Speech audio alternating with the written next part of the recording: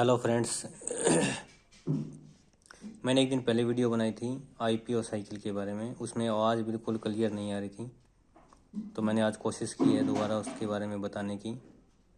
मैं आपको फिर से एक बात कहना चाहता हूँ कि आप कंप्यूटर के बारे में जो भी चीज़ सीखें तो कोशिश करें कि इंग्लिश में ही सीखें, क्योंकि हिंदी में इनका वर्जन है ना, इनका मीनिंग है ना अलग हो जाता है, समझ में नहीं आता।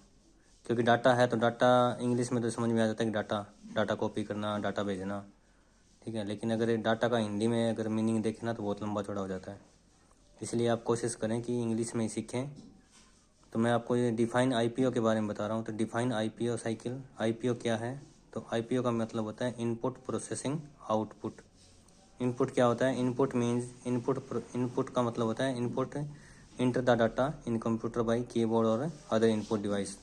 हमारे द्वारा कंप्यूटर में जो भी डाटा हम इंटर करते हैं वो इनपुट कहलाता है, चाहे वो कीबोर्ड से हो या इनपुट डिवाइस जॉयस्टिक हो, माउस हो या किसी भी चीज़ से। जैसे हम कंप्यूटर में कोई भी डाटा इंटर करते हैं उसको हम बोलते हैं इनपुट। उसके बाद आता है प्रोसेसिंग।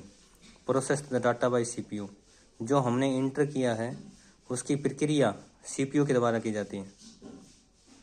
जिसकी प्रक्रिया सीपीयू के द्वारा की जाती है उसको हम बोलते हैं प्रोसेसिंग। और जो इनपुट किया हुआ है उसकी प्रोसेसिंग होने के बाद, उसकी प्रक्रिया होने के बाद जो आउटपुट हमें मिलता है, हमने रिजल्ट क्या मिला या हमने क्या देखा, जो मॉनिटर स्क्रीन पे अपने को दिखाई देता है या प्रिंटर में जो आउटपुट अपने पास हार्ड कॉपी के रूप में निकल के आता है वो होता है आउटपुट। तो इनपुट प्रोसेसिंग आउटपुट का मीनिंग है ये। कंप्यूटर हमेशा आईपीओ साइकिल के ऊपर काम करता है, इनपुट प्रोसेसिंग आउटपुट के ऊपर। अब इसमें एक चीज़ आई है डाटा।